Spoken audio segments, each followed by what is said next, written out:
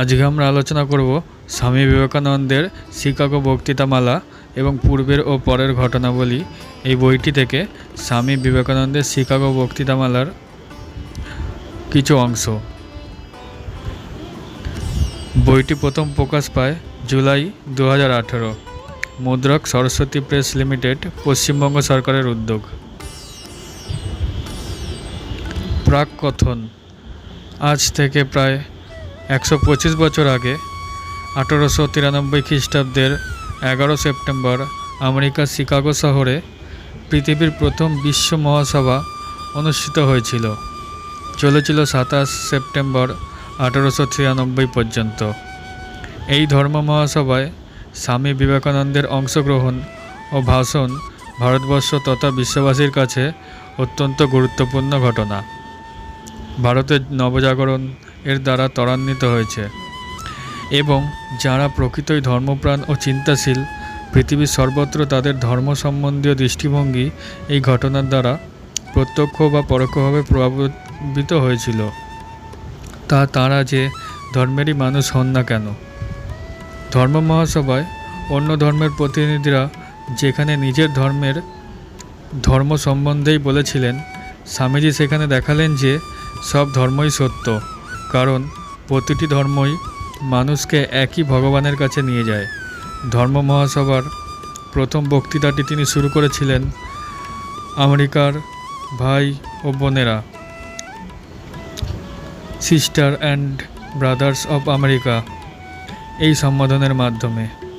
তার এই হৃদয়স্পর্শী অন্তরঙ্গ সম্বোধন উপস্থিত কয়েক হাজার শ্রোতাকে আবেগে উদ্বেল করে দিয়েছিল। টানা 2 মিনিট তারা করতালি দিয়েছিলেন। প্রথম দিনের এই ভাষণটি তিনি শেষ করেছিলেন এই কথাগুলি বলে, আমি আন্তরিকভাবে আশা করি এই সম্মেলনের সম্মানে আজ সকালে যে ঘণ্টাধ্বনি হলো তা যেন সমস্ত ধর্মোন্মত্ততা, তরবারি অথবা লেখনির সাহায্যে অনুষ্ঠিত সর্বপ্রকার অত্যাচারের মৃত্যু ঘণ্টা হয়। এই লক্ষ্যের দিকে এগিয়ে চলেছে যেসব মানুষ, তাদের পরস্পরের মধ্যে সমস্ত অসদ্ভাবের সমাপ্তি ঘোষণা করুক এই ঘণ্টার ধ্বনি। এরপরের ধর্ম মহাসভায় তিনি আরও ভাষণ দিয়েছেন, যার মধ্যে উল্লেখযোগ্য হল 19 সেপ্টেম্বর হিন্দু ধর্ম সম্বন্ধে দীর্ঘ লিখিত ভাষণ এবং ধর্ম মহাসভার শেষ দিন 27 সেপ্টেম্বরে প্রদত্ত ভাষণ।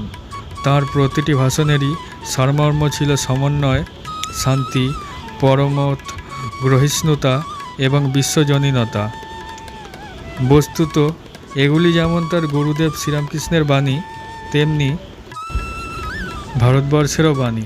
সংবাদপত্রগুলি একযোগে তার সম্বন্ধে বলেছিল, তিনি ধর্ম মহাসভার শ্রেষ্ঠ ব্যক্তিত্ব এবং তার বাণী আকাশের মতোই উদার। স্বামী বিবেকানন্দের শিকাগো বক্তৃতামালা পটভূমিকা। ভারতবর্ষের ইতিহাসের দিকে তাকালে এর অসীম সহনশীলতার শক্তি আমাদের মুগ্ধ করে।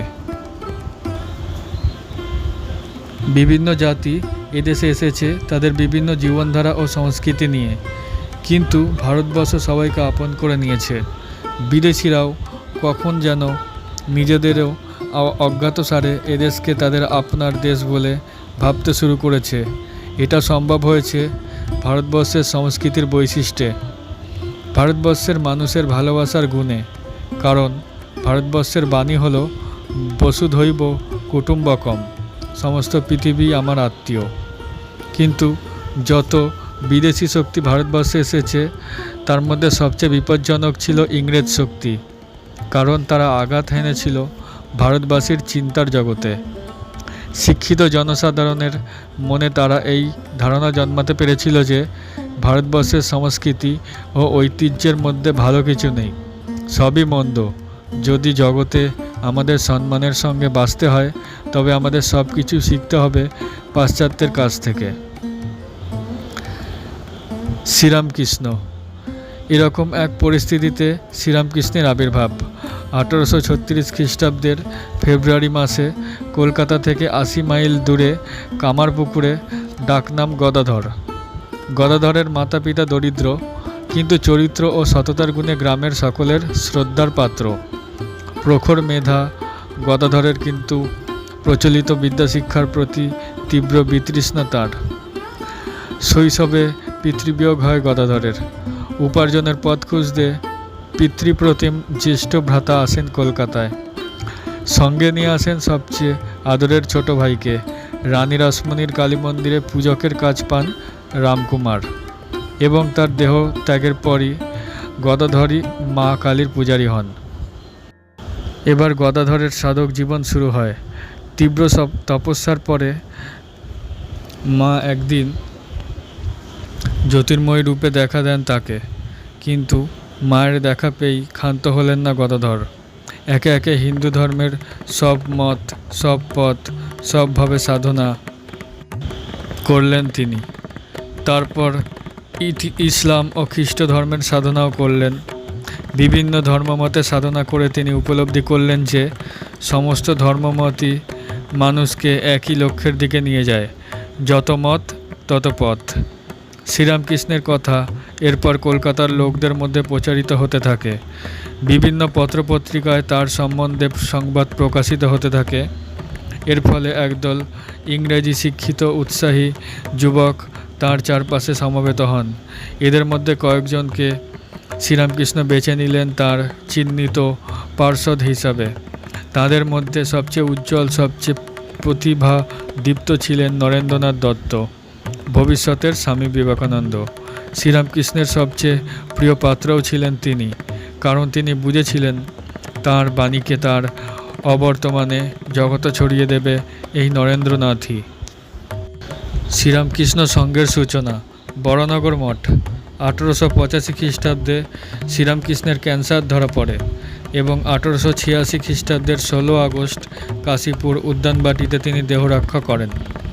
তার আগে এই রোগশয্যায় শায়িত থাকার সময়েই তিনি ভবিষ্যৎ শ্রীরামকৃষ্ণ সংঘের সূচনা করে যান। ছোট কিন্তু অত্যন্ত শক্তিধর সেই সংঘ। নরেন্দ্রনাথ দত্ত, রাখালচন্দ্র ঘোষ, তারকনাথ ঘোষাল, বাবুরাম ঘোষ প্রভৃতি কয়েকটি শুদ্ধ চরিত্র সর্বব্যাপী যুবক সেই সংঘের স্তম্ভ, আর নরেন্দ্রনাথকে নির্দিষ্ট করে যান সেই সংঘের নেতারূপে। শ্রীরামকৃষ্ণের অন্তর্ধানের পর বড়নগরে একটি পুরবাড়ি ভাড়া নেওয়া হয়। যুবক ভক্তরা গৃহত্যাগ করে সেখানে থাকতে আরম্ভ করেন। এটি হলো প্রথম রামকৃষ্ণ মঠ। অচিরেই যুবক ভক্তরা বীর্যাহোম করে সন্ন্যাস গ্রহণ করলেন। তাঁদের প্রত্যেকের নতুন নাম হলো, নরেন্দ্রনাথের নাম হলো বিবিদিশানন্দ, তবে পরিব্রাজক জীবনে তিনি সচ্চিদানন্দ ও বিবেকানন্দ নামও ব্যবহার করেছেন। শেষোক্ত নামেই তিনি বিশ্ববিখ্যাত হন। এখানে উল্লেখ্য শ্রীরামকৃষ্ণের 16 জন সন্ন্যাসী শিষ্য ছিলেন। বড়নগর মঠের জীবন। দারিদ্র্য ও কৃচ্ছতা ছিল বড়নগর মঠের নিত্যসঙ্গী। খাওয়া কোনোদিন জুটত, কোনোদিন জুটত না।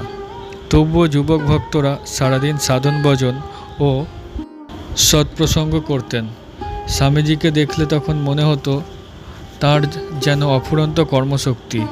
ভোরবেলা গান গেয়ে সবাইকে তিনি ঘুম থেকে তুলতেন। তারপর সকলে মিলে ধ্যানে বসতেন। সেই ধ্যান চলত দুপুরবেলা পর্যন্ত। ধ্যানের পর শুরু হতো স্তব পাঠ, ভজন ও অন্যান্য সৎপ্রসঙ্গ। নানা প্রসঙ্গ আলোচনা হতো। স্বামীজি সেই আলোচনার মধ্যমণি। তার বৈশিষ্ট্য হলো এক প্রসঙ্গ থেকে আর এক প্রসঙ্গে স্বচ্ছন্দে বিচরণ করে যেতেন। সমস্ত জ্ঞান বারিধি যেন তিনি মন্থর করে রেখেছেন। যেসব বিষয় পড়া হতো তার মধ্যে ছিল ধর্ম, সঙ্গীত, দর্শন, ইতিহাস, জড়বিজ্ঞান, সমাজবিজ্ঞান, শিল্পকলা প্রভৃতি। গীতা, উপনিষদ প্রভৃতি শাস্ত্র যেমন পড়া হতো, তেমনি পড়া হতো কান্ট, মিল, হেগেল, স্পেন্সার, নাস্তিক এবং জড়বাদীদের মত। কিন্তু শুধু নিজের মুক্তি সন্ন্যাসীদের লক্ষ্য নয়, জগতের কল্যাণও সন্ন্যাসীদের কর্তব্য, এবং এই কর্তব্য পালনের শিক্ষা শ্রীরামকৃষ্ণই দিয়ে গেছিলেন নরেন্দ্রনাথকে। তাই সাধন ভজন বিদ্যাচর্চার সঙ্গে সঙ্গে স্বামীজিও তার গুরু ভাইরা যথাসাধ্য আর্ত ও পীড়িতদের সেবা করতেন। এমনকি এই সময় তার কুষ্ঠরোগীরও সেবা পর্যন্ত করেছেন। পরিব্রাজক জীবন। ভারত পরিক্রমা। ভারতীয় সাধুদের চিরন্তন ধারাই হল তারা এক জায়গায় বেশি দিন থাকেন না। তীর্থে তীর্থে পরিব্রাজক হয়ে ঘুরে বেড়ান সাধন ভজনের জন্য। স্বামী বিবেকানন্দও এর ব্যতিক্রম নন। কখনো একাকী, কখনো বা কয়েকজন গুরুভাই মিলে তিনিও পরিব্রাজক হয়ে বেরিয়ে পড়েছেন একাধিকবার। শেষবার পরিব্রাজক হয়ে বেরিয়েছিলেন 1890 এর জুলাই মাসে। 3 বছর ভারতবর্ষের বিভিন্ন স্থান ঘুরে 1893 এর 31শে মে আমেরিকা যাত্রা করেছিলেন। স্বামীজির ভারত পরিক্রমা বলতে আমরা সাধারণত এই 3 বছরের পরিব্রাজক জীবনকেই বুঝিয়ে থাকি। পরিব্রাজক জীবনে পরিচয় গোপন করার জন্য স্বামীজি নানা নাম ব্যবহার করতেন। স্বামী বিবিদিশানন্দ, স্বামী সচ্চিদানন্দ এবং স্বামী বিবেকানন্দ। অনেক দিন লোকের ধারণা ছিল বিবেকানন্দ নামটি ক্ষেত্রীর রাজা অজিত সিং দিয়েছেন, কিন্তু আবু পাহাড় থেকে 30 এপ্রিল 1891 তারিখে লেখা একটি চিঠিতেও স্বামীজি বিবেকানন্দ নামটি ব্যবহার করেছেন, অথচ তখনও তার ক্ষেত্রী রাজের সঙ্গে পরিচয় হয়নি। আত্মগোপন করলেও প্রতিভা গোপন করা স্বামীজির পক্ষে সম্ভব ছিল না। তখন শিকাগো ধর্ম মহাসভার প্রস্তুতি সংবাদ ভারতে আসতে শুরু করেছে। তাঁর ব্যক্তিত্বে ও পাণ্ডিত্যে মুগ্ধ হয়ে বিভিন্ন জায়গায় বহু বিশিষ্ট ব্যক্তি তাকে শিকাগো যাবার কথা বলতে থাকেন। 1892 এর ডিসেম্বর মাসে স্বামীজি দক্ষিণ ভারতের কন্যাকুমারীতে পৌঁছান। তারিখটি ছিল সম্ভবত 24 ডিসেম্বর। সমুদ্রবক্ষে কিছু দূরে একটি শিলাখণ্ড, এপারে মা কন্যাকুমারীর মন্দির, আর ওই শিলাখণ্ডে রয়েছে কন্যাকুমারী মায়ের পদচিহ্ন। লোকের সেরকমই বিশ্বাস। নৌকা ভাড়া 1 পয়সা, কিন্তু সেটুকু পয়সাও স্বামীজির ছিল না। তাই হাঙর সংকুল সেই সমুদ্র সাঁতরেই তিনি হাজির হলেন সেই শিলাখণ্ডে। 3 দিন 3 রাত তিনি ভারতবর্ষের ধ্যানে মগ্ন রইলেন। ভারতের অতীত গৌরব, বর্তমানের দুর্দশা ও তার কারণ এবং ভবিষ্যতের উজ্জ্বলতর রূপ ও সেখানে পৌঁছানোর পথ সব চলচ্চিত্রের মতো তার অন্তরে খেলে গেল। যেন বোধিলাভ করে জেগে উঠলেন বুদ্ধের মতো। বর্তমানের ঘন অন্ধকার থেকে কিভাবে মুক্তি লাভ করবে ভারতভূমি, তারই উত্তর খুঁজে পেলেন তিনি। ভারতের প্রাণশক্তি রয়েছে ধর্মে। ভারতের অধঃপতন ধর্মের জন্য নয়, বরং ধর্মকে সমাজে যেভাবে কাজে লাগানো উচিত ছিল তা হয়নি বলেই ভারতের এই অধঃপতন। এই ধর্মকে ঠিক জাগাতে হবে। এখন এমন ধর্ম চাই যার মূল মন্ত্র হবে মানব প্রেম, এবং ভারত ও বিশ্বের প্রয়োজনে তার ভবিষ্যৎ ভূমিকা কী হবে তাও তিনি বুঝতে পারলেন। ভগিনী নিবেদিতা স্বামীজির সম্বন্ধে বলেছেন, শাস্ত্রগুরু এবং মাতৃভূমি এই 3টি মিলে বিবেকানন্দের ব্যক্তিত্ব গড়ে উঠেছে। শাস্ত্র পড়ে তিনি যে সনাতন আধ্যাত্মিক সত্যের কথা জেনেছিলেন, গুরু শ্রীরামকৃষ্ণকে দেখে তিনি বুঝিলেন যে সেগুলি শুধু অতীতের সত্য ছিল না, আজও সমান সত্য। এবার তার দেখার প্রয়োজন ছিল কিভাবে তার মাতৃভূমি সেই সত্যকে যুগ যুগ ধরে লালন করে এসেছে। তার ভারত পরিক্রমার মাধ্যমে এই প্রয়োজন সাধিত হলো, এবং যে বিবেকানন্দকে জগতের প্রয়োজন ছিল সেই বিবেকানন্দ তখনই তৈরি হয়ে উঠলেন। কন্যাকুমারী থেকে স্বামীজি এবার যখন মাদ্রাজে এলেন, তিনি তখন প্রায় মনস্থির করে ফেলেছেন শিকাগো যাবার জন্য। সে কথা জেনে মাদ্রাজের যুবকরা উৎসাহে কিছু টাকা সংগ্রহ করে ফেললেন। কিন্তু সন্ন্যাসী তিনি চিরকাল ঈশ্বরের উপর নির্ভর করে এসেছেন। তখনও তিনি শ্রীরামকৃষ্ণের নির্দেশ পাননি, তাই সংগৃহীত টাকা তিনি গরিবদের মধ্যে বিলিয়ে দিতে বললেন। অবশেষে একদিন স্বপ্নে দেখলেন শ্রীরামকৃষ্ণ সমুদ্র অতিক্রম করছেন আর তাকে ইঙ্গিত করছেন অনুসরণ করতে। ঘুম ভেঙে গেল। স্বামীজির কানে তখনও ভাসছে শ্রীরামকৃষ্ণের অশরীরী বাণী, যাও। স্বামীজির মনে সন্দেহ দূর হলো, কিন্তু শ্রীমা সারদা দেবীর আশীর্বাদ প্রয়োজন। তাকে চিঠি লিখলেন আশীর্বাদ চেয়ে। কিছুদিন পরে মায়ের আশীর্বাদ সহ চিঠি এলো। আনন্দে আত্মহারা হয়ে স্বামীজি বললেন, আহ, এতক্ষণে সব ঠিক হলো। মায়েরও তাহলে ইচ্ছা যে আমি যাই। স্বামীজির কথা শুনে তার বহু বন্ধু ও ভক্তরা পূর্ণ উদ্যমে তার পাশ্চাত্য যাত্রার আয়োজন করতে শুরু করলেন। মাদ্রাজের যুবক ভক্তরা বাড়ি বাড়ি গিয়ে ভিক্ষে করে 4,000 টাকা সংগ্রহ করেছিলেন, তা দিয়ে তারা স্বামীজির জন্য একটি দ্বিতীয় শ্রেণীর টিকিট কেটে দিলেন। যেটুকু টাকা বেঁচেছিল স্বামীজির সঙ্গে দিয়ে দিলেন। পরে খেতড়ির রাজা ওই টিকিটটিকে প্রথম শ্রেণীর টিকিটে পরিবর্তিত করে দেন এবং স্বামীজি তার গুরু বলে স্বামীজির জন্য একটি সিল্কের আলখাল্লা ও পাগড়ি তৈরি করিয়ে দেন। 31শে মে 1893 স্বামীজি পেনিনসুলার জাহাজে করে বোম্বে থেকে আমেরিকা যাত্রা করলেন। এর কয়েকদিন মাত্র আগে স্বামীজি তার গুরুভাই স্বামী তুরীয়ানন্দকে, হরি মহারাজকে কথা প্রসঙ্গে বলেছিলেন, হরি ভাই, এই ধর্মসভা মহাসভা টবা যা হচ্ছে এসবের নিজের দিকে দেখিয়ে এসবের জন্য আমার মন তাই বলছে।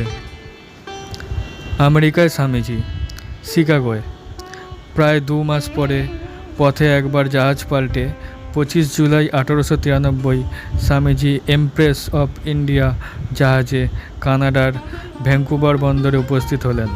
ভ্যাঙ্কুভার থেকে 2বার ট্রেন পাল্টে শিকাগোয় এসে উপস্থিত হলেন 30শে জুলাই রবিবার রাত 11টায়। অপরিচিত বন্ধুহীন পরিবেশে নিশ্চয়ই তিনি অস্বস্তি বোধ করছিলেন, কিন্তু সবচেয়ে মর্মান্তিক যে ব্যাপারটি ঘটল তা হলো এই, তিনি জানতে পারলেন ধর্ম মহাসভায় যোগ দিতে হলে পরিচয়পত্র দরকার। তার সঙ্গে কোনো পরিচয়পত্র নেই। তার ধর্ম মহাসভায় যোগ দেওয়ার তারিখও পেরিয়ে গেছে। যে আশা নিয়ে স্বামীজি আমেরিকায় এসেছিলেন, শিকাগোয় পা দেওয়ার সঙ্গে সঙ্গেই তা এইভাবে চুরমার হয়ে গেল। এদিকে শিকাগোয় থাকার খরচ বড্ড বেশি। স্বামীজির সামান্য পুঁজি ফুরিয়ে আসার মুখে। কি করবেন তিনি? শুনলেন বস্টন শহরে খাওয়া খরচ, থাকার খরচ অনেক কম। তাই প্রায় 2 সপ্তাহ শিকাগোয় থেকে তিনি রওনা হলেন বস্টন অভিমুখে। বস্টনে ট্রেনে পরিচয় হলো বস্টনের এক ধনী ও প্রভাবশালী মহিলার সঙ্গে, নাম ক্যাথরিন স্যানবর্ন। স্বামীজির সৌম্য প্রতিভাদীপ্ত চেহারা দেখে তিনি নিজেই এসে পরিচয় করলেন স্বামীজির সঙ্গে। 2-1টি কথা বলেই তিনি মুগ্ধ হলেন এবং স্বামীজিকে আমন্ত্রণ জানালেন তার খামার বাড়িতে থাকবার জন্য। স্বামীজি তখনই প্রায় কপর্দক শূন্য। তিনি মহিলার আমন্ত্রণ গ্রহণ করলেন। বস্টনের সেই খামার বাড়ি থেকে কিছুদিন পরে স্বামীজি তার এক শিষ্যকে চিঠি লিখেছেন, এখানে থাকায় আমার এই সুবিধা হয়েছে যে প্রতিদিন 1 পাউন্ড করে যে খরচ হচ্ছিল তা বেঁচে যাচ্ছে, আর তার লাভ এই যে তিনি তার বন্ধুদের নিমন্ত্রণ করে ভারতের এক অদ্ভুত জীব দেখাচ্ছেন। ওই চিঠিতে পরে যে কথাগুলি তিনি লিখেছেন তা থেকে বোঝা যায় সর্বাবস্থায় তিনি কতটা ঈশ্বরের উপর নির্ভরশীল ছিলেন। যিনি মেরির পুত্র, আমি এখানে তার সন্তানদের মধ্যে আছি। প্রভু যিশুই আমায় সাহায্য করবেন। ওই চিঠিতেই সুস্পষ্ট যে দেশবাসীর জন্য তার উৎকণ্ঠার সীমা ছিল না। ভারতে আমাদের দরিদ্র নিচু জাতিদের আমরা কীভাবে ভেবে থাকি, তাদের কোনো সুযোগ নেই, নিস্তার নেই, কোনো পথ নেই উপরে ওঠার। প্রতিদিন তারা আরও নিচুতে নেমে যাচ্ছে। বস্টনে থাকাকালীন মিস ক্যাথরিন স্যানবর্নের সূত্রে সেখানকার শিক্ষিত সমাজে স্বামীজি সুপরিচিত হয়ে উঠলেন। মিস স্যানবর্নের সূত্রেই স্বামীজির সঙ্গে পরিচয় হলো হার্ভার্ড বিশ্ববিদ্যালয়ের প্রসিদ্ধ অধ্যাপক জন হেনরি রাইটের। এই সুপণ্ডিত অধ্যাপককে বলা হয়েছে বিশ্বকোষতুল্য জ্ঞানভাণ্ডারের অধিকারী। কিন্তু স্বামীজির প্রতিভা তাঁকেও মুগ্ধ করল। তিনি স্বামীজিকে জিজ্ঞাসা করলেন তিনি কেন আসন্ন ধর্ম মহাসভায় যোগ দিচ্ছেন না। স্বামীজি যখন বললেন যে পরিচয়পত্র নেই বলে যোগ দিতে পারছেন না, তখন অধ্যাপক রাইট বললেন, আপনার কাছে পরিচয়পত্র চাওয়ার অর্থ হলো সূর্যকে প্রশ্ন করা তার কিরণ দেওয়ার অধিকার আছে কি না। তারপর ধর্ম মহাসভার এক কর্মকর্তাকে উদ্দেশ্য করে অধ্যাপক রাইট লিখে দিলেন, ইনি এমন একজন ব্যক্তি যে আমেরিকার সমস্ত অধ্যাপকের পাণ্ডিত্য এক করলেও এর পাণ্ডিত্যের সমান হবে না। এইভাবে অধ্যাপক রাইটের চেষ্টায় অসম্ভব সম্ভব হলো। ধর্ম মহাসভার রুদ্ধদ্বার অপ্রকাশিতভাবেই স্বামীজির কাছে খুলে গেল। 3 সপ্তাহ বস্টনে থেকে স্বামীজি আবার রওনা হলেন শিকাগো। বস্টন ও তার পার্শ্ববর্তী এলাকায় 3 সপ্তাহে স্বামীজি 12টা বক্তৃতা করেছিলেন। ওই সূত্রে আমেরিকার জনসাধারণ সম্বন্ধেও তাঁর কিছুটা ধারণা হয়েছিল। এইভাবে দৈব নির্দেশেই যেন আসন্ন ধর্ম মহাসভার জন্য স্বামীজি কিছুটা পূর্ব প্রস্তুতি হয়ে গেল। শিকাগোয় আবার 9 সেপ্টেম্বর সন্ধ্যায় স্বামীজি আবার শিকাগোয় এসে পৌঁছালেন। পৌঁছে দেখলেন ধর্ম মহাসভার অফিসের ঠিকানা লেখার কাগজটা তিনি হারিয়ে ফেলেছেন। লোককে জিজ্ঞাসা করে ঠিকানা জানতে পারলেন না। তখন ক্লান্ত অবসন্ন অবস্থায় তিনি রাতের জন্য আশ্রয় নিলেন স্টেশনারি এক মালগাড়ির ফাঁকা কামরায়। পরদিন সকালে যখন তার ঘুম ভাঙল, তখন তিনি অত্যন্ত ক্ষুধার্ত। ভারতের মতো এখানেও তিনি ভিক্ষা করবার চেষ্টা করলেন, কিন্তু আমেরিকার শহরে ভিক্ষাজীবী সন্ন্যাসীকে কেউ ভিক্ষা দেয় না। কয়েক ঘন্টা চেষ্টা করে তিনি যখন সম্পূর্ণ অবসন্ন, তখন ঠিক করলেন আর চেষ্টা করবেন না তিনি। ঈশ্বরের উপর নির্ভর করে রাস্তার ধারে বসে পড়লেন তিনি। আর ঈশ্বরও যেন ঠিক এই মুহূর্তটির জন্যই অপেক্ষা করছিলেন। সঙ্গে সঙ্গে বিপরীত দিকের বাড়ির দরজা খুলে গেল। সেখান থেকে বেরিয়ে এলেন রাজরানী সুদৃশা, এক মহিলা। স্বামীজির কাছে এসে তিনি জানতে চাইলেন তিনি ধর্ম মহাসভার প্রতিনিধি কিনা। স্বামীজি যখন বললেন তিনি তাই, সেই মহিলা তাকে সসম্মানে নিজের ঘরে নিয়ে গেলেন এবং তার থাকা খাওয়ার ব্যবস্থা করলেন। মহিলার সঙ্গে ধর্ম মহাসভার কর্তৃপক্ষের পরিচয় ছিল। বিকেলে এই মহিলাই সঙ্গে করে স্বামীজিকে নিয়ে গেলেন ধর্ম মহাসভার অফিসে। সেখানে রাইট সাহেবের দেওয়া পরিচয়পত্র দেখানোর সঙ্গে সঙ্গে তিনি প্রতিনিধি হিসাবে গৃহীত হলেন। ওই মহিলার নাম মিসেস জর্জ ডব্লিউ হেল। এই হেল পরিবারের সঙ্গে স্বামীজির চিরকালের জন্য ঘনিষ্ঠ বন্ধুত্ব স্থাপিত হয়েছিল। ধর্ম মহাসভা সম্বন্ধে শিকাগোর বিশ্ব ধর্ম মহাসভা নিঃসন্দেহে পৃথিবীর ইতিহাসে এক গুরুত্বপূর্ণ ঘটনা। কলম্বাসের আমেরিকা আবিষ্কারের 400 বছর পূর্তি উপলক্ষে আমেরিকা এক বিরাট মেলায় আয়োজন করেছিল। 1037 একর জমির উপর অনুষ্ঠিত এই প্রকাণ্ড মেলার নাম দেওয়া হয়েছিল কলম্বিয়ান এক্সপোজিশন। কিন্তু এই মেলায় সবচেয়ে গুরুত্বপূর্ণ ও আকর্ষণ ছিল ধর্ম মহাসভার। পৃথিবীর ইতিহাসে এই প্রথম জগতের প্রধান প্রধান ধর্মগুলি এক মঞ্চে মিলিত হবে তাদের মধ্যে ভাবের আদান প্রদান করতে। তাই এই ধর্ম মহাসভাকে কেন্দ্র করে আমেরিকা তথা বিশ্বে উদ্দীপনার শেষ ছিল না। ধর্ম মহাসভার জন্য স্থান নির্বাচিত হয়েছিল শিকাগোর আর্ট ইনস্টিটিউটে। ধর্ম মহাসভার অধিবেশনগুলির 2টি করে ভাগ ছিল, মূল শাখা ও বিজ্ঞান শাখা। মূল শাখার অনুষ্ঠানগুলি হয়েছিল কলম্বাস হলে, যার আসন সংখ্যা 4000, আর বিজ্ঞান শাখার অনুষ্ঠানগুলির জন্য নির্দিষ্ট ছিল ওয়াশিংটন হল। ধর্ম মহাসভার উদ্দেশ্য ছিল প্রধানত 2টি। প্রধান ঐতিহাসিক ধর্মের প্রতিনিধিদের এই সভায় একত্রিত করা এবং বিভিন্ন ধর্ম পরস্পরকে কিভাবে আলোকিত করছে বা আলোকিত করতে পারে আলোচনা করা। উদ্দেশ্য যে মহৎ ছিল সন্দেহ নেই, এবং এই ধরনের প্রস্তাবের বিরুদ্ধে অন্য কোনো মত থাকতে পারে তা অকল্পনীয়। কিন্তু বাস্তব ক্ষেত্রে দেখা গেল কিছু গোঁড়া খ্রিস্টান ধর্ম মহাসভাকে সমালোচনা করতে শুরু করলেন। তাঁদের মতে খ্রিস্ট ধর্মই একমাত্র ধর্ম। ধর্ম মহাসভা ডেকে অন্য ধর্মকে তার পাশে বসানোর অর্থ যীশুখ্রিস্টর বিরুদ্ধে বিশ্বাসঘাতকতা। কিন্তু সামগ্রিকভাবে আমেরিকার শিক্ষিত জনসাধারণ ধর্ম মহাসভার পরিকল্পনাকে সর্বতোভাবে সমর্থন করেছিলেন এবং এর জন্য সাগ্রহে প্রতীক্ষা করছিলেন। ধর্ম মহাসভায় স্বামীজি উদ্বোধনী ভাষণ। 1893 খ্রিস্টাব্দের 11 সেপ্টেম্বর সোমবার ধর্ম মহাসভা শুরু হলো। ঠিক 10টার সময় আর্ট ইনস্টিটিউটের কলম্বাস হল এ সম্ভবত 10টি ধর্মের উদ্দেশ্যে 10টি ঘণ্টাধ্বনি হলো। এই 10টি ধর্ম হলো ইহুদি ধর্ম, ইসলাম ধর্ম, হিন্দু ধর্ম, বৌদ্ধ ধর্ম, তাও ধর্ম, কনফুসিয়াসের ধর্ম, শিন্টো ধর্ম, পার্সিক ধর্ম, ক্যাথলিক ধর্ম এবং গ্রিক চার্চ ও প্রোটেস্ট্যান্ট ধর্ম। সেই বিরাট হল, তার অদ্ভুত জাঁকজমক আর সামনে উপস্থিত কয়েক হাজার শ্রোতা, এসব দেখে স্বামীজির মতো মানুষও প্রথমে কিছুটা ঘাবড়ে গেলেন। সকালের অধিবেশনে তিনি বক্তৃতা করলেন না। দ্বিতীয় অধিবেশনে চারজনের বক্তৃতার পর স্বামীজি বক্তৃতা দিতে উঠলেন। দেবী সরস্বতীকে মনে মনে প্রণাম করে তিনি এগিয়ে গেলেন। যেই তিনি সম্বোধন করলেন, sisters and brothers of America, আমেরিকাবাসী আমার বোন ও ভাইরা, সঙ্গে সঙ্গে সেই কয়েক হাজার নরনারী হর্ষধ্বনিতে ফেটে পড়ল। 2 মিনিট ধরে তাদের করতালি চলল। হাততালি থামলে স্বামীজি সংক্ষিপ্ত একটি ভাষণ দিলেন, যার মর্মার্থ শ্রীরামকৃষ্ণের সেই যত মত ততপদ বাণী।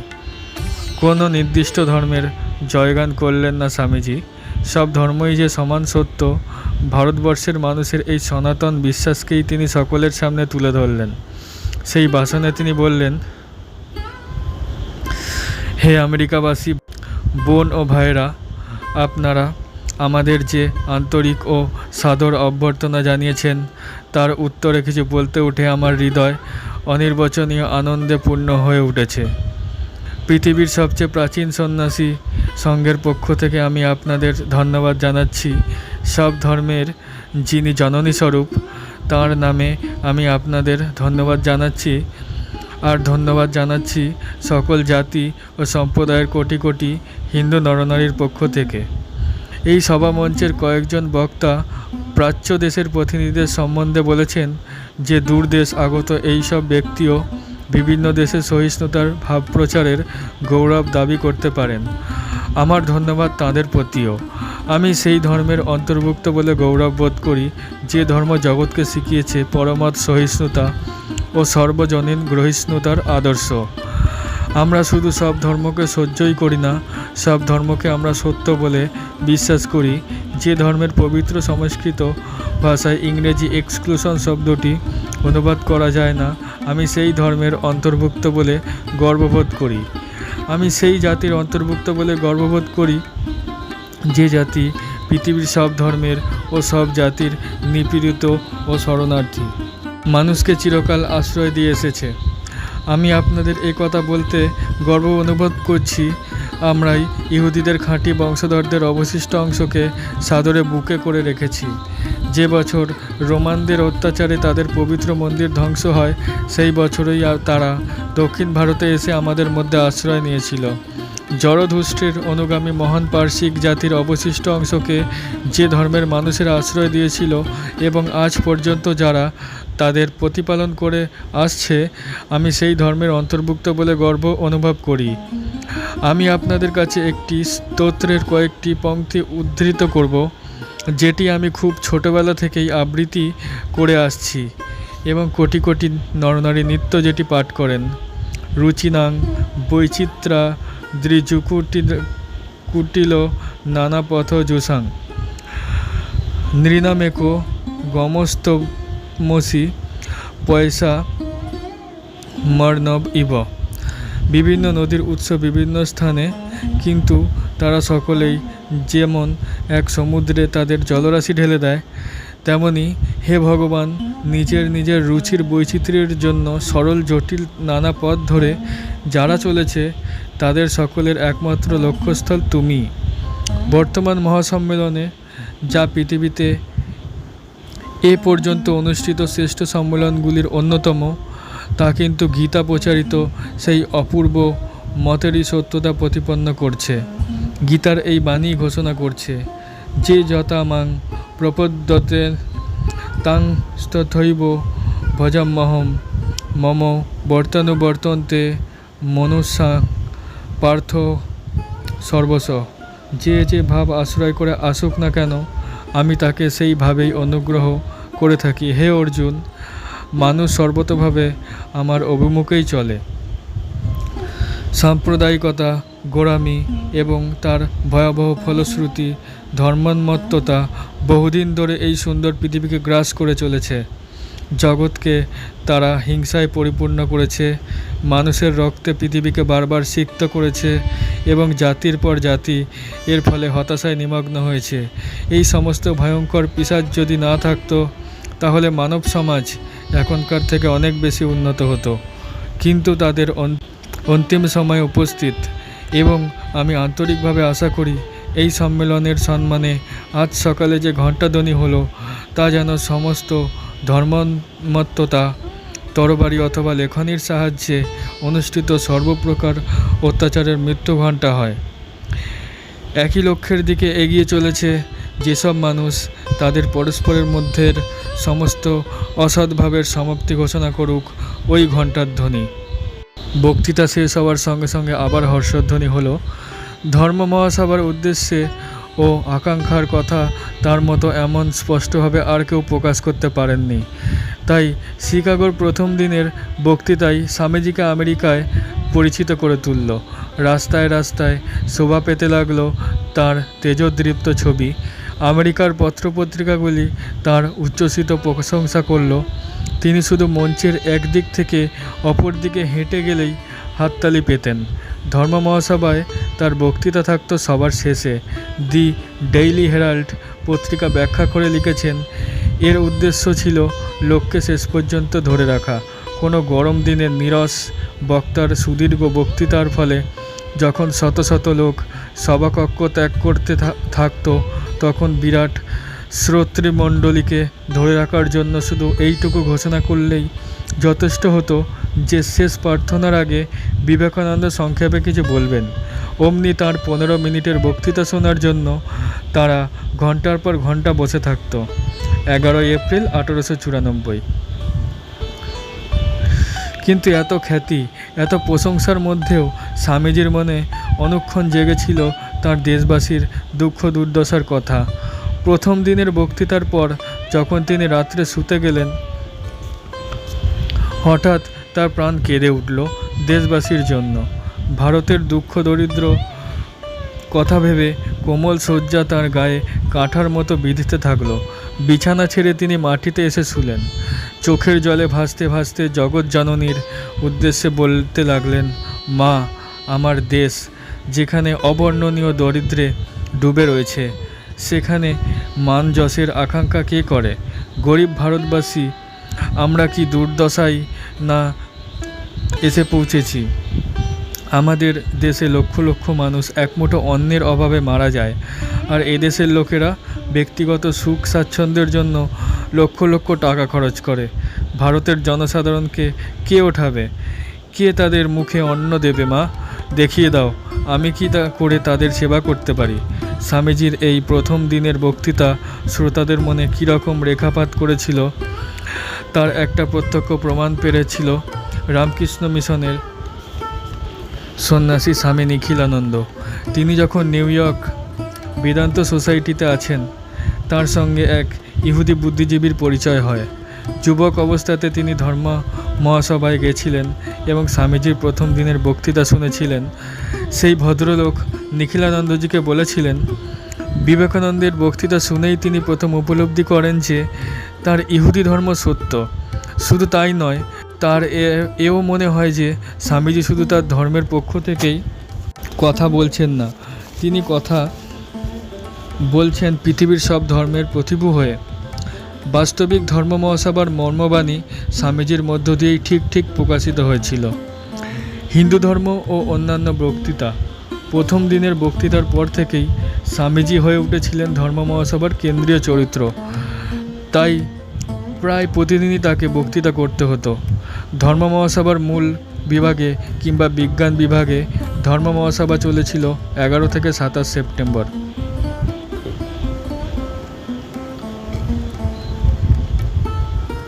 এই কয়েকদিনে তাকে মোট 12টি বক্তৃতা করতে হয়েছিল। স্বামীজির রচনাবলিতে কেবল 6টি বক্তৃতা মুদ্রিত আছে। এছাড়া ধর্ম মহাসভা হয়ে যাবার পর ডক্টর ব্যারোজ তার যে রিপোর্ট প্রকাশ করেছিলেন, তাতে বিষয় ও তারিখ সহ আরও 4টি বক্তৃতা উল্লেখ আছে, যার মধ্যে একটি বিষয় হলো জৈন বৌদ্ধ ধর্ম। অর্থাৎ স্বামীজি শুধু হিন্দু ধর্মের মধ্যে নিজেকে সীমাবদ্ধ রাখেননি। 15ই সেপ্টেম্বর স্বামীজি কূপ মণ্ডুক বা কুয়োর ব্যাঙের গল্পটি বলে বুঝিয়ে দিলেন কেন ধর্মে ধর্মে মতভেদ হয়। কুয়োর ব্যাঙ কুয়োতেই চিরকাল রয়েছে, কুয়োর বাইরে কখনো যায়নি। তাই সাগর থেকে এক ব্যাঙ এসে যখন বলল সাগর তার কুয়োর তুলনায় লক্ষগুণ বড়, তখন সে তাকে মিথ্যাবাদী বলে অপমান করে তাড়িয়ে দিল। এই গল্পটি বলে স্বামীজি বললেন, আমরা প্রত্যেকেই নিজের নিজের ছোট কুয়োর মধ্যে বসে ভাবছি সেটাই সম্পূর্ণ জগৎ। হে আমেরিকার অধিবাসী আপনারা যে আমাদের এই ছোট ছোট জগৎগুলির বেড়া ভাঙবার জন্য বিশেষ চেষ্টা করছেন, তার জন্য আপনাদের ধন্যবাদ। 19 সেপ্টেম্বর স্বামীজি হিন্দু ধর্ম সম্বন্ধে লিখিত বক্তৃতাটি পাঠ করলেন। এটি ধর্ম মহাসভার তার প্রধান বক্তৃতা, কারণ ধর্ম মহাসভায় তার নাম নথিভুক্ত হয়েছিল হিন্দু ধর্মের প্রতিনিধি হিসাবে। কিন্তু তা হলেও তার হিন্দু ধর্ম কোনো সাম্প্রদায়িক ধর্ম ছিল না। হিন্দু ধর্ম দিয়ে শুরু করেও তিনি শেষ করেছিলেন বিশ্বজনীন ধর্মে। নিবেদিতার কথায় বলতে গেলে ভারতবর্ষের আধ্যাত্মিক চেতনাই বাংময় হয়ে উঠেছে স্বামীজির মধ্য দিয়ে। সমগ্র ভারতবাসীর বাণী যা গড়ে উঠেছে তাদের সমগ্র অতীত জীবনের ভিত্তিতে, তাই প্রকাশ পেয়েছিল তার মুখে। হিন্দু ধর্মের কোনো নির্দিষ্ট দেবদেবীর কথা তিনি বললেন না। সহজ সরল ভাষায় শাস্ত্রীয় পরিভাষা যথাসম্ভব বর্জন করে তিনি আসলে বেদান্তের সার্বভৌম সত্যই হিন্দু ধর্ম প্রবন্ধটির মধ্যে প্রকাশ করলেন। এমনভাবে তা করলেন যা সংস্কৃত অজ্ঞ পাশ্চাত্যের পক্ষে বুঝতে বিন্দুমাত্র অসুবিধা হলো না। পরিশেষে তিনি এক বিশ্বজনীন ধর্মের আদর্শ উপস্থাপন করে বললেন, যদিও কখনো একটি বিশ্বজনীন ধর্মের উদ্ভব হয়, তবে তা কখনো কোনো দেশে বা কালে সীমাবদ্ধ হবে না। যে অতীত ভগবানের বিষয় ওই মর্মে প্রচারিত হবে, ওই ধর্মকে তারই মতো অসীম হতে হবে। সেই ধর্মের সূর্য কৃষ্ণভক্ত, খ্রিস্টভক্ত, সাধু অসাধু সবার উপর সমানভাবে কিরণ দেবে। এরকম একটি ধর্ম উপস্থাপন করো, সমস্ত জাতি তোমার অনুসরণ করবে। অশোকের ধর্মসভা কেবল বৌদ্ধদের জন্য হয়েছিল, আকবরের সভা ছিল বৈঠকে আলোচনা মাত্র, যদিও ওই উদ্দেশ্যের অনেকটা কাছাকাছি।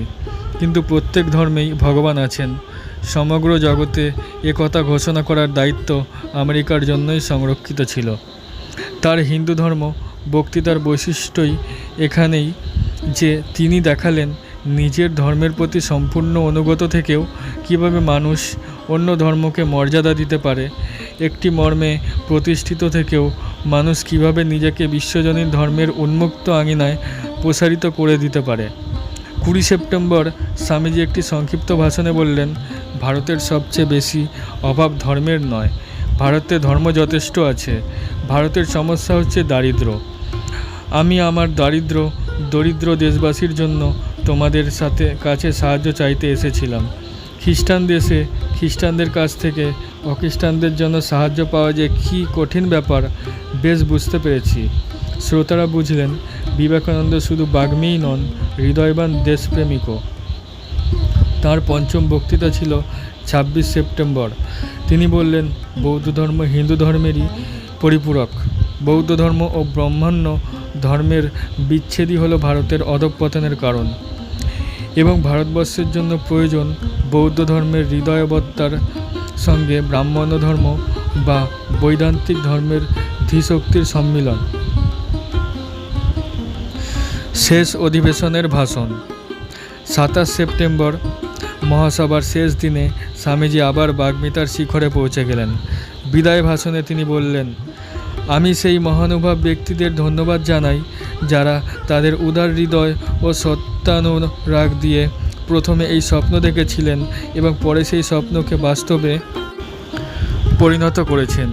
এই সভামঞ্চ থেকে যেসব উদার ভাব প্রভাবিত হয়েছে সেগুলোর প্রতিও আমার ধন্যবাদ। আমি ধন্যবাদ জানাই এই শিক্ষিত শ্রোতৃমণ্ডলীকে যারা সব সময় আমার প্রতি সদয় মনোভাব প্রকাশ করেছেন এবং বিভিন্ন ধর্মের বিরোধ কমাতে যে ভাবগুলি সহায়তা করে তার প্রত্যেকটিকে সমর্থন করেছেন। এই ঐক্যতানের মধ্যে মাঝে মাঝে কিছু বেসুরো সুর শোনা গেছে, ওইগুলির জন্য আমি বিশেষভাবে ধন্যবাদ জানাই, কারণ তাদের স্পষ্ট বৈপরীত্য সমন্বয়ের সাধারণ ঐক্যতানকে আরও মধুর করে তুলেছে। ধর্মীয় ঐক্যের সাধারণ ভিত্তি সম্বন্ধে অনেক কথা বলা হয়েছে।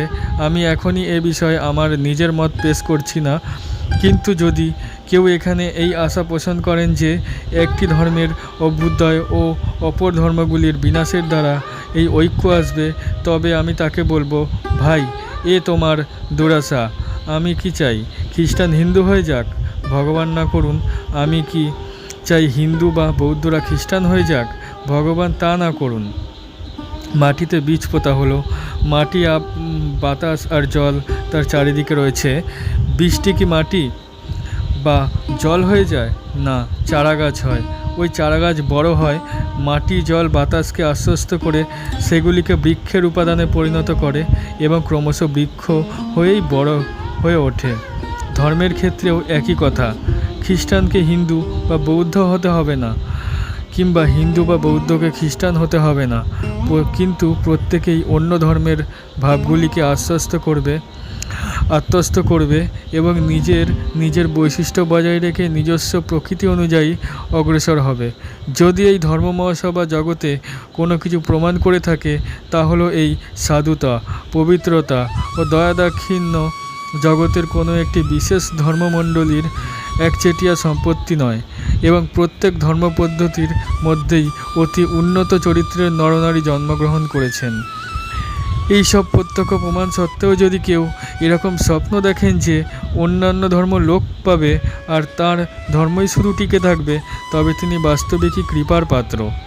তার জন্য আমি আন্তরিক দুঃখিত। তাকে আমি স্পষ্টভাবে বলে দিচ্ছি, তার মতো মানুষের বিরোধিতা সত্ত্বেও শীঘ্রই প্রত্যেক ধর্মের পতাকার উপরে লিখিত হবে বিবাদ নয় সহায়তা, বিনাশ নয় পরস্পরের ভাবগ্রহণ, মতবিরোধ নয় সমন্বয় ও শান্তি। বিশ্ব ধর্ম মহাসভার পরিসমাপ্তি হলো, কিন্তু তার সমন্বয় ও শান্তির বাণী প্রচার করতে, মানুষকে তার দৈবী স্বরূপ সম্বন্ধে সচেতন করে দিতে আরও প্রায় 3 বছর বিবেকানন্দ ছিলেন পাশ্চাত্য জগতে। তবে তিনি সেই অপরিচিত সন্ন্যাসীরূপে লোকচক্ষুর আড়ালে থাকতে পারেননি।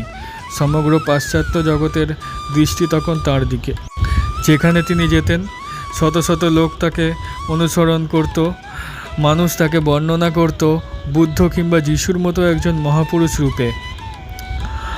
তার বক্তৃতা শুনে আমেরিকার লোক বলতে শুরু করলো, আমরা এর দেশে মিশনারি পাঠাই, তাদের উচিত আমাদের দেশে মিশনারি পাঠানো।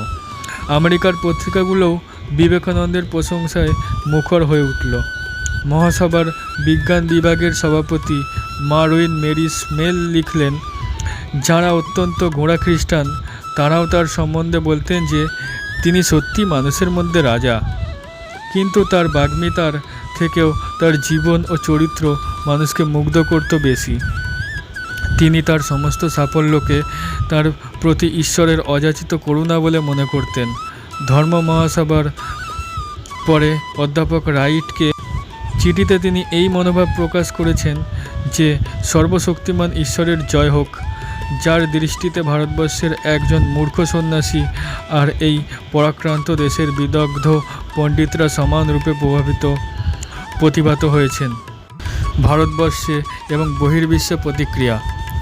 শ্রী অরবিন্দ বলেছেন, বিবেকানন্দের আমেরিকা যাত্রা হলো প্রথম সুস্পষ্ট প্রমাণ যে ভারত আবার জেগে উঠেছে শুধু নিজে বেঁচে থাকার জন্য নয়, জয় করবার জন্য।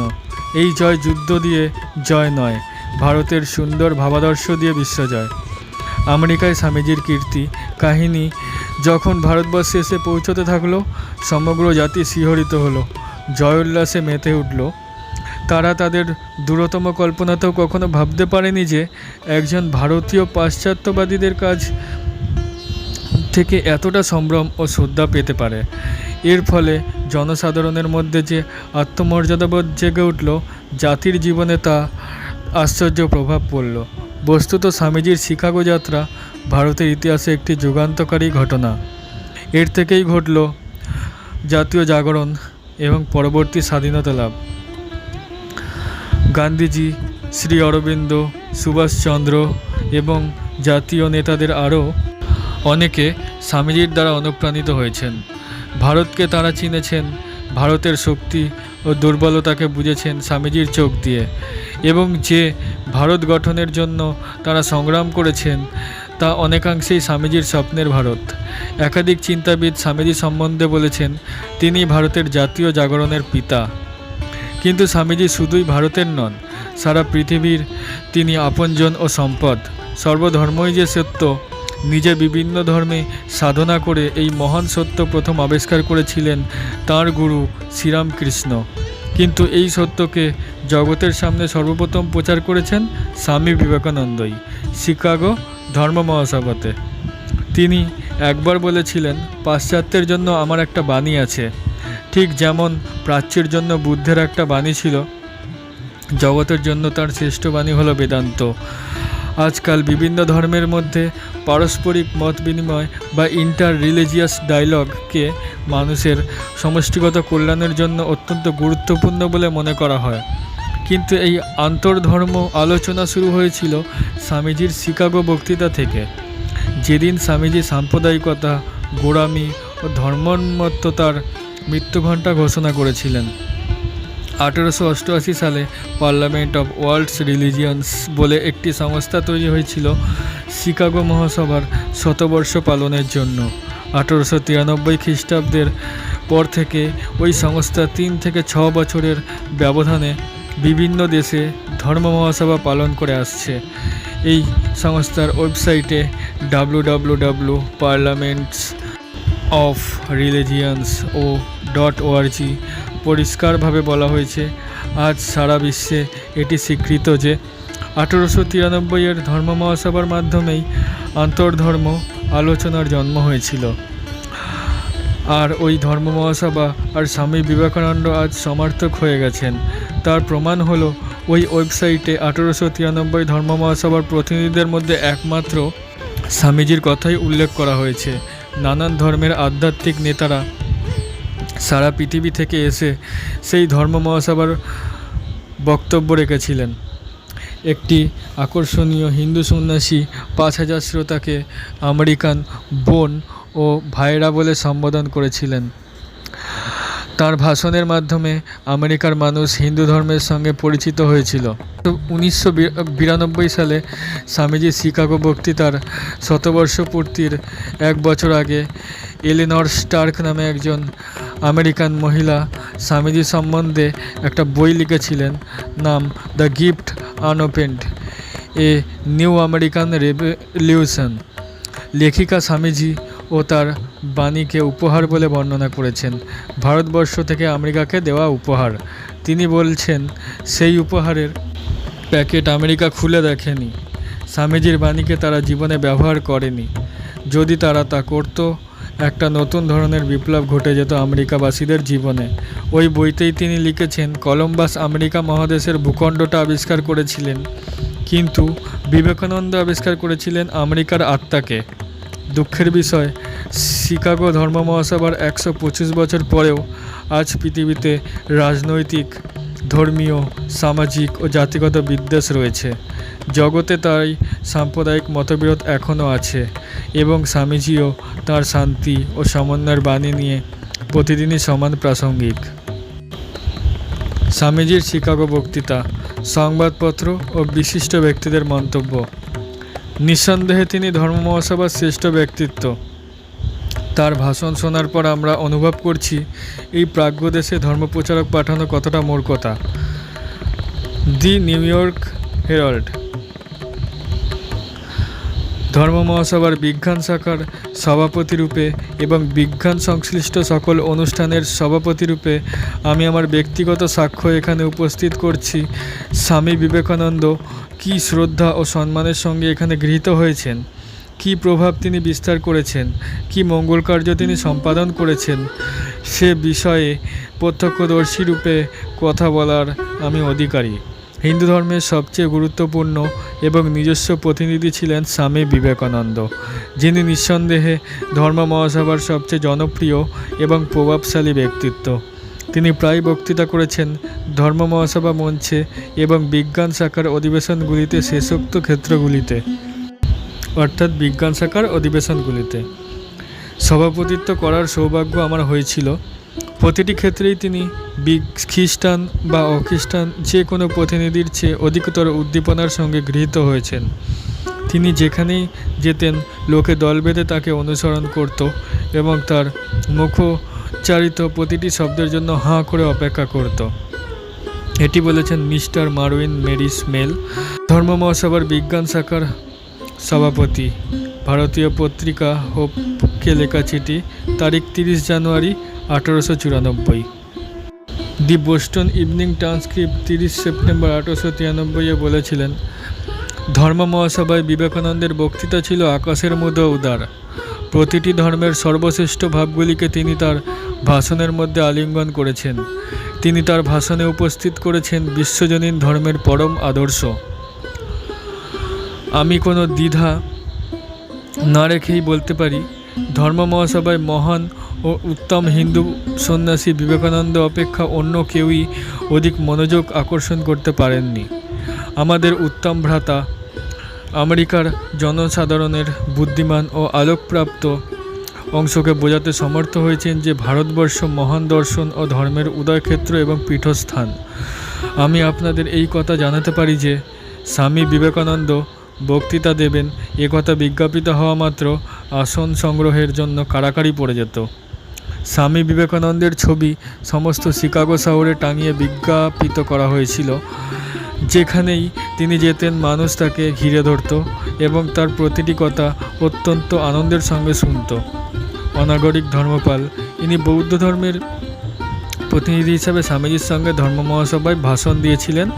ভারতে ফিরে 1894-এ 14 মে তারিখে তিনি মিনার্ভা থিয়েটারে যে ভাষণ দিয়েছিলেন সেখানে এই কথাগুলো বলেছিলেন। অমৃতবাজার পত্রিকা কলকাতা 1 সেপ্টেম্বরে 1894-এ বলেছে, পাশ্চাত্যের কাছে আমাদের জাতির মর্যাদাকে উত্তোলন করতে আমাদের রাজনৈতিক নেতারা এতকাল একযোগে যা করেছেন তার চেয়ে ঢের বেশি করেছেন বিবেকানন্দ একাই। ধর্ম সমন্বয় সম্পর্কে স্বামীজির কয়েকটি বাণী। প্রকৃত ধার্মিক লোক সর্বত্রই উদার হয়ে থাকেন। তার ভিতর যে প্রেম আছে তাইতে তাকে বাধ্য হয়ে উদার হতে হয়। কেবল যাদের কাছে ধর্ম একটি ব্যবসা মাত্র, তারাই ধর্মের ভিতর সংসারের প্রতিদ্বন্দ্বিতা, বিবাদ ও স্বার্থপরতা এনে ব্যবসার খাতিরে ওরকম সংকীর্ণ ও অনিষ্টকারী হতে বাধ্য হয়। আমি মুসলমানদের মসজিদে যাব, আমি খ্রিস্টানদের গির্জায় প্রবেশ করে ক্রুশবিদ্ধ যিশুর সামনে নতজানু হব, বুদ্ধদের বিহারে প্রবেশ করে আমি বুদ্ধের ও তার ধর্মের শরণ নেব, আবার অরণ্যে প্রবেশ করে হিন্দুর পাশে বসে ধ্যানমগ্ন হব। শুধু তাই নয়, ভবিষ্যতে যেসব ধর্ম আসতে পারে তাদের জন্যও আমার হৃদয় আমি উন্মুক্ত রাখব। অতীতের সকল ধর্মাচার্যদের প্রতি আমার শ্রদ্ধা নিবেদন করি, শ্রদ্ধা জ্ঞাপন করি বর্তমানের সমস্ত মহাপুরুষদের এবং আমার শ্রদ্ধা সেই সব মহান পুরুষেরও প্রতি যারা ভবিষ্যতে আসছেন। আমাদের নিজেদের মাতৃভূমির পক্ষে হিন্দু ধর্ম ও ইসলাম ধর্ম এই দুই মহান মতের সমন্বয়, বৈদান্তিক মস্তিষ্ক এবং ইসলামীয় দেহ একমাত্র আশা। আমি মানসচক্ষে দেখতে পাচ্ছি এই বিবাদ বিশৃঙ্খলা দূর করে ভবিষ্যৎ পূর্ণাঙ্গ ভারত বৈদান্তিক মস্তিষ্ক ও ইসলামীয় দেহ দিয়ে মহামহিমায় অপরাজেয় শক্তিতে জেগে রয়েছে। খ্রিস্টানকে হিন্দু বা বৌদ্ধ হতে হবে না, কিংবা হিন্দু বা বৌদ্ধকেও খ্রিস্টান হতে হবে না, কিন্তু প্রত্যেককেই অন্য ধর্মের ভাবগুলিকে আশ্বস্ত করবে এবং নিজের বৈশিষ্ট্য বজায় রেখে নিজস্ব প্রকৃতি অনুযায়ী অগ্রসর হবে। যদি এই ধর্ম মহাসভা জগতে কোনো কিছু প্রমাণ করে থাকে তা হলো এই সাধুতা, পবিত্রতা ও দয়াদাক্ষিণ্য জগতের কোনো একটি বিশেষ ধর্মমণ্ডলীর একচেটিয়া সম্পত্তি নয়, এবং প্রত্যেক ধর্মপদ্ধতির মধ্যেই অতি উন্নত চরিত্রের নরনারী জন্মগ্রহণ করেছেন। যদি কেউ এরকম স্বপ্ন দেখেন যে অন্যান্য ধর্ম লোপ পাবে আর তার ধর্মই শুধু টিকে থাকবে, তবে তিনি বাস্তবিকই কৃপার পাত্র। তার মতো মানুষের বিরোধিতা সত্ত্বেও শীঘ্রই প্রত্যেক ধর্মের পতাকার উপরে লিখিত হবে, বিবাদ নয় সহায়তা, বিনাশ নয় পরস্পরের ভাবগ্রহণ, মতবিরোধ নয় সমন্বয় ও শান্তি। স্বামী বিবেকানন্দ ধর্ম মহাসভায় 1893 খ্রিস্টাব্দের 27 সেপ্টেম্বর তারিখের ভাষণ। যদি তুমি ভারতকে জানতে চাও, বিবেকানন্দকে জানো। তার মধ্যে সব কিছুই ইতিবাচক, নেতিবাচক কিছু নেই। রবীন্দ্রনাথ ঠাকুর। শ্রীরামকৃষ্ণ ও স্বামী বিবেকানন্দের নিকট আমি যে কত ঋণী তাহা ভাষায় কি করিয়া প্রকাশ করিব। তাহাদের পূর্ণ প্রভাবে আমার জীবনের প্রথম উন্মেষ চরিত্র গঠনের জন্য। রামকৃষ্ণ বিবেকানন্দ সাহিত্য অপেক্ষা উৎকৃষ্ট সাহিত্য আমি কল্পনা করিতে পারি না। নেতাজি সুভাষচন্দ্র বসু।